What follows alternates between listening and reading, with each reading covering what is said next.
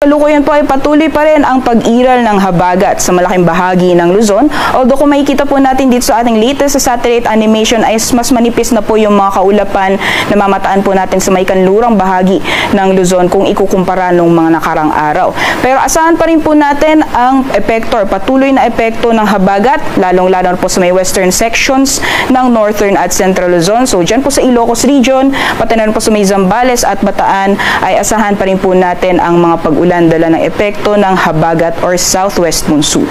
Meanwhile, dito naman po sa Mindanao, may namamataan din po tayong mga kapal na kaulapan na nakaapekto sa malaking bahagi ng Mindanao area.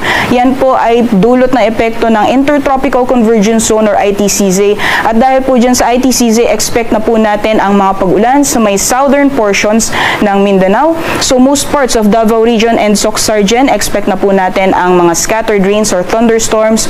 Gayon din sa southern portions ng Zamboanga Peninsula, malaking bahagi po ng BARMM. So yung mga areas po na nabanggit natin, possible po yung mga kalat-kalat na mga pagulan, pagkidlat at pagkulog, lalong-lalo na po ngayong gabi hanggang bukas ng madaling araw. For the rest of the country naman po, nakikita po natin na malinis po yung ating satellite animation, no? So asahan po natin ang maaliwalas na panahon, may mga chance lamang ng mga panandalian at biglaang buhos ng ulan dulot ng mga localized thunderstorms. Mas madalas po yan nararanasan sa hapon sa gabi.